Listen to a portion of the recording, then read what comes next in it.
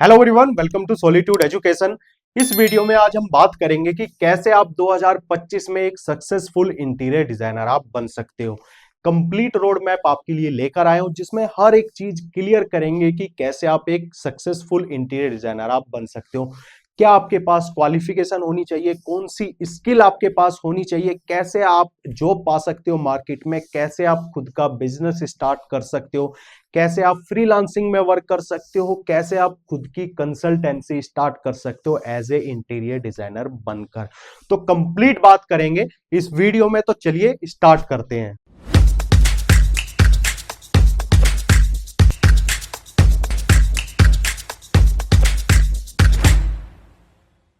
अगर सबसे पहले मैं बात करूं क्वालिफिकेशन की, आपके पास क्या क्वालिफिकेशन होनी चाहिए, तो इससे पहले एक चीज मैं आपके साथ क्लियर करना चाहता हूं। देखिए, आज का जो टाइम है ना, वो टाइम है स्किल बेस का। काफी लोगों को थोड़ा सा अटपटा लगेगा। देखिए, आज के टाइम पे अगर आप जॉब के लिए जाते हो ना, आप बीटेक हो, आप डिप्लोमा होल्डर हो, या आप किसी भी फील्ड में ले लीजिए, आपके पास कोई भी डिग्री डिप्लोमा है, आपसे ये नहीं पूछा जाता कि आपने क्या किया हुआ है। आपसे पूछा जाता है कि आपके पास स्किल क्या है। आज का जो टाइम है, जो जॉब लगती है मार्केट में, वो लगती है स्किल बेस पर। आप किसी भी फील्ड में ले लीजिए ये चीज। ये जरूरी नहीं कि मैं इंटीरियर डिजाइनर की बात कर रहा हूं तो इसी फील्ड की बात करूं। किसी भी फील्ड में आज के टाइम पे जो जॉब लगती है, जो ग्रोथ होती है किसी भी इंसान की, वो होती है उसकी स्किल के बेस पर कि आपके पास कौन सी स्किल है और स्किल में आप कितने ज्यादा एक्सपर्ट हो। ठीक है, अगर हम बात करें एज ए इंटीरियर डिजाइनर में, तो इसमें जो क्वालिफिकेशन है आपका, इसका कोई क्राइटेरिया नहीं है कि आपके पास डिप्लोमा होना चाहिए, आपके पास डिग्री होनी चाहिए। अगर आप एक 12th पास भी हो ना, जब भी आप एक इंटीरियर डिजाइनर बन सकते हो, एक सक्सेसफुल इंटीरियर डिजाइनर आप बन सकते हो। तो जो क्वालिफिकेशन है, इसमें कोई क्राइटेरिया नहीं है। आप आराम से स्किल के बेस पर एक इंटीरियर डिजाइनर आप बन सकते हो। अगर हम बात करें अब स्किल की, तो कौन सी स्किल आपके पास होनी चाहिए? देखिए, सबसे पहले इसमें आता है ऑटो कैड।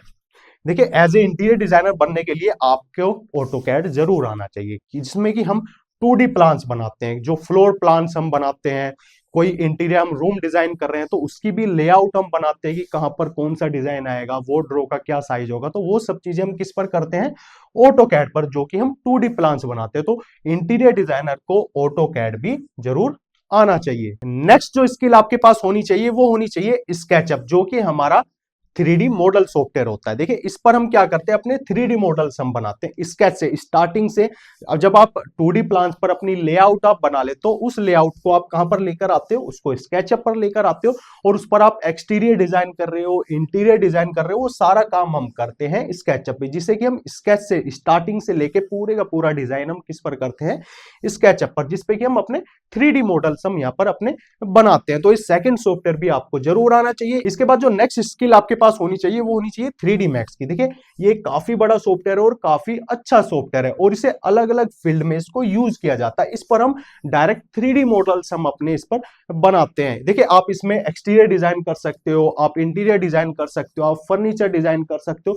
तो काफी चीजें आप इस पर डिजाइन कर सकते हो, प्रॉपर आप 3D मॉडल्स आप इस पर बना सकते हो। तो ये सॉफ्टवेयर भी आपको जरूर आना चाहिए। इसके बाद आता है वीरे। देखिए, वीरे क्या है? ये वीरे हमारा एक रेंडरिंग सॉफ्टवेयर है, जिस पर कि हम अपना, जब हम अपना मॉडल स्केचअप या 3D मैक्स में हम क्रिएट कर लेते हैं, तो उसके बाद हम इसमें मटेरियल लगाते हैं वीरे की हेल्प से।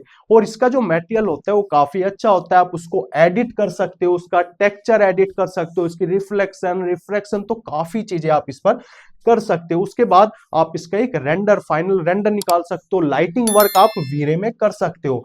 आपने काफी इमेज देखी होगी कि जो इमेज देखकर आपने, जैसे गूगल पर आप देखोगे कोई रूम डिजाइन की या एक्सटीरियर डिजाइन की, जो फ्रंट एलिवेशन होते हैं, तो वो इमेज देखकर ऐसा लगता है कि काफी रियलिस्टिक है। ऐसा लगता है कि देख के कि यार नहीं, ये बनाई हुई नहीं है, ये एक कोई स्केच नहीं है, ये एक असलियत में कोई फोटो क्लिक की हुई है। तो वो सब चीजें किस पर होती है? वीरे पर, जिसपे कि हम एक रियलिस्टिक लुक हम निकाल सकते हैं, उसका रेंडर निकाल कर एक फाइनल जब हम इमेज वहां पर निकालते हैं, तो हम करते हैं वीरे में। ठीक है, इसके बाद आपका आता है लूमियन। देखिए, लूमियन क्या है? ये भी हमारा एक रेंडरिंग सॉफ्टवेयर है। इसमें भी हम अपना मेटेरियल, जो हम अपना मॉडल बनाएंगे स्केचअप में, 3D मैक्स में, उस मॉडल को हम अपना लेकर आते हैं लूमियन में। देखिए, लूमियन में ना आप काफी अच्छा इन्वायरमेंट आप क्रिएट कर सकते हो। ज्यादातर हम लूमियन जो यूज करते हैं, वो हम करते हैं वॉक थ्रू के लिए।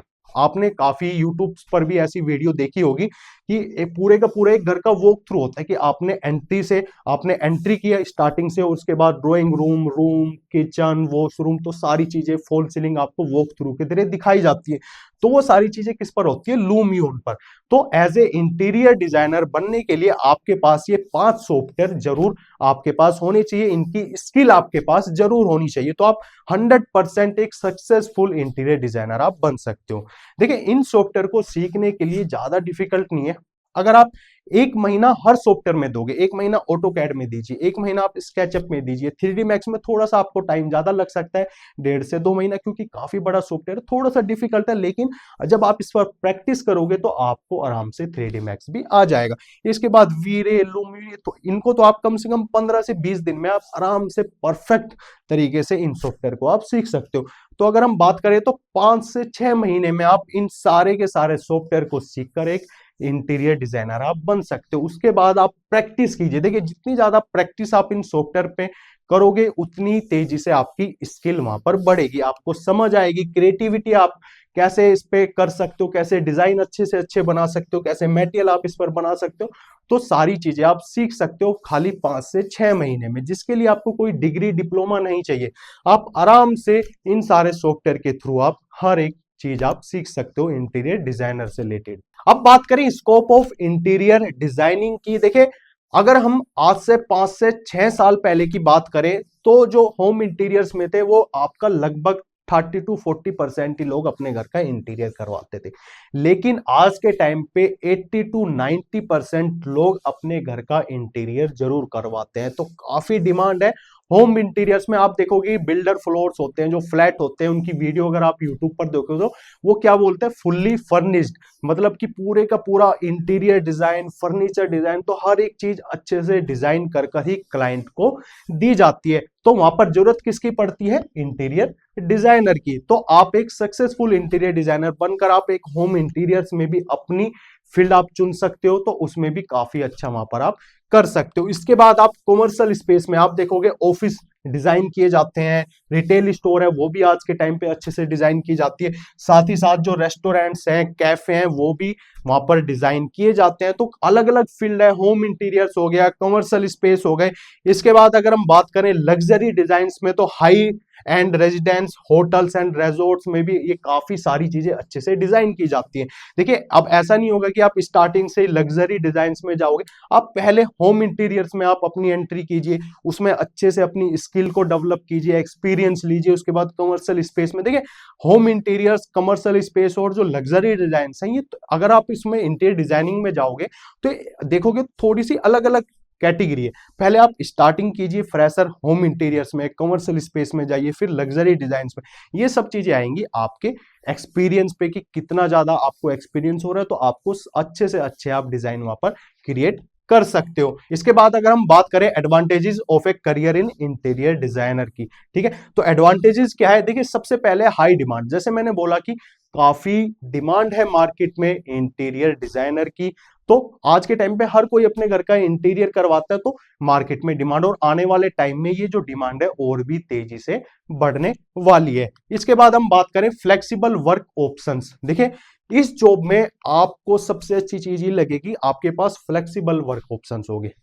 आप चाहे ऑफिस की जॉब कर लीजिए, आपको फ्रीलांसिंग में करना है, फ्रीलांसिंग में आप कर सकते हो, और इस लाइन में आपको वर्क फ्रॉम होम की काफी जॉब मिल जाएंगे। अगर आप अलग अलग वेबसाइट पर सर्च करोगे, जो जॉब की वेबसाइट होते हैं, तो आपको वर्क फ्रॉम होम की भी काफी जॉब मिल जाएगी एज ए इंटीरियर डिजाइनर की, ठीक है। तो फ्लेक्सिबल वर्क ऑप्शन से आपके पास अच्छे से आप अपनी जॉब कर सकते हो बिना किसी टेंशन के। इसके बाद क्रिएटिव फ्रीडम। देखिए, ये जो लाइन है, ये लाइन है इंटीरियर डिजाइनर क्या है, देखिए ये एक क्रिएटिविटी की लाइन है कि आप कितने अच्छे से आप एक रूम डिजाइन, अगर आपके पास कोई क्लाइंट आता है, देखिए एक चीज और अच्छे से मैं आपको क्लियर कर दूं, ये लाइन एक ऐसी है, अगर आपने देखा होगा, देखिए अगर आपको अपने घर का इंटीरियर करवाना है, तो उसमें क्या होता है कि आप सबसे पहले क्या करते हो, आप गूगल पर जाते हो, एक किसी रूम को कैसा आपको डिजाइन करना है, तो उसकी आप इमेज ढूंढते हो कि यार मुझे अपने घर का जो इंटीरियर डिजाइन करवाना है, जो रूम को डिजाइन करवाना है, वो मुझे इसके अकॉर्डिंग करवाना है। तो आप इंटीरियर डिजाइनर के पास जाते हो कि मुझे इस इमेज के अकॉर्डिंग अपने घर का इंटीरियर करवाना, तो आपके पास क्या है कि आपके पास एक रेफरेंस के लिए एक चीज रहती है कि जिससे कि आपको पता चल जाता है कि क्लाइंट को क्या चाहिए, किस तरीके का उसका टेस्ट है, कैसा वो डिजाइन चाहता है।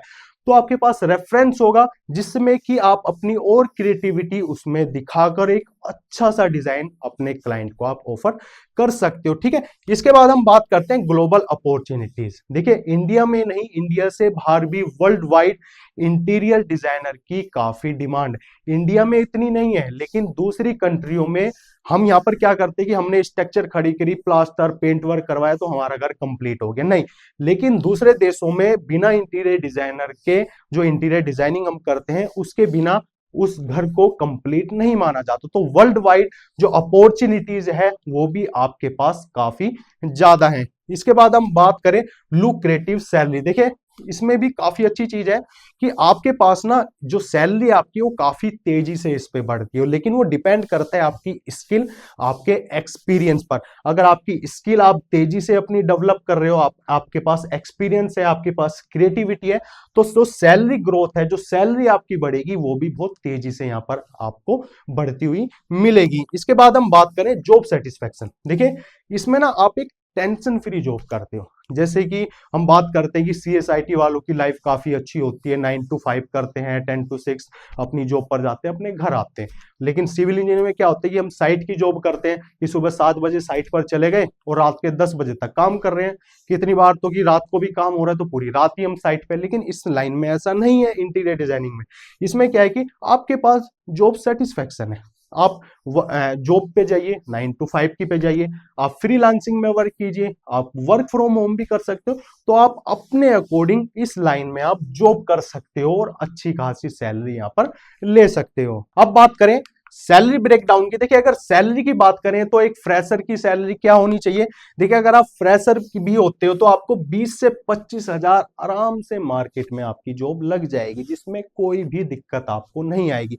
आप जो मैंने आपको सॉफ्टवेयर बताए 5, अगर आपकी उन पर अच्छे से कमांड है, आपको वो सॉफ्टवेयर अच्छे से आते हैं, अपना पोर्टफोलियो बनाइए अच्छे से। आप कंपनी में जा रहे हो कि मैंने ये डिजाइन अपना पोर्टफोलियो वहां पर दिखाई, तो आपको 20 से 25 हजार रुपए की सैलरी स्टार्टिंग में एज ए फ्रेशर आपको मिल जाएगी। अगर बात करें 3 to 5 ईयर एक्सपीरियंस की, जो आपकी सैलरी होगी वो 50 to 80,000 आपकी सैलरी यहाँ पर हो जाती है, जो कि काफी अच्छी सैलरी होती है। अगर आप 3 साल बाद ही 50 से 60 हजार रुपए की आपके पास सैलरी है तो काफी अच्छी सैलरी, और इसके बाद धीरे धीरे आपकी ग्रोथ जरूर बढ़ेगी। ठीक है, इसके बाद हम बात करें सीनियर डिजाइनर की, तो उनकी 1 लाख से अबाउ ही सैलरी देखी जाती है और इतनी सैलरी उनको आसानी से मिल जाती है। देखिए, अगर आपको लगे कि यार नहीं ये सैलरी नहीं मिलती, तो आप अलग अलग जो जॉब पोर्टल है आप वहां पर जा सकते हो, इंटीरियर डिजाइनर की आप जॉब सर्च कर सकते हो।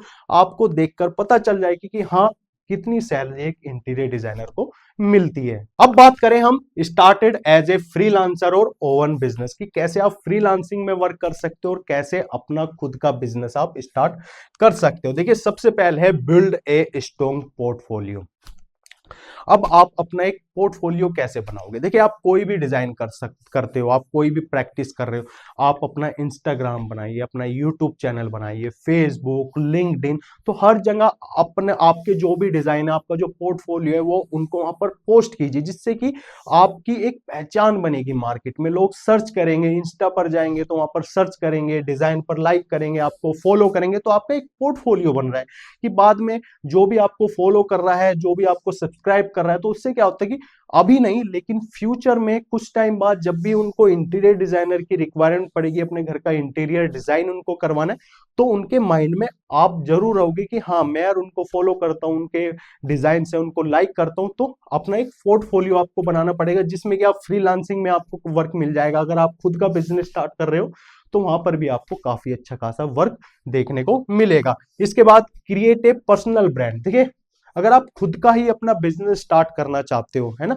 एज ए इंटीरियर डिजाइनर बनकर, तो अपनी एक अच्छी सी वेबसाइट आप बनाइए। जैसे मैंने बताया आपको अपना इंस्टाग्राम। देखिए, आज के टाइम पे सोशल मीडिया एक सबसे अच्छा ऑप्शन है, जिससे कि आप ज्यादा से ज्यादा ऑडियंस तक अपने डिजाइन्स, अपनी स्किल को आप पहुंचा सकते हो। तो आप सोशल मीडिया पर एक्टिव रहिए, ठीक है, अपना बिजनेस स्टार्ट कीजिए। इसके बाद है आपका कोलैब विद आर्किटेक्ट्स। देखिए, आज के टाइम पे जो आर्किटेक्ट्स होते हैं ना, वो भी फ्रीलांसिंग में वर्क करवाते हैं बाहर से। वो जरूरी नहीं है कि अपने ऑफिस में वो इंटीरियर डिजाइनर रखते हैं, ठीक है।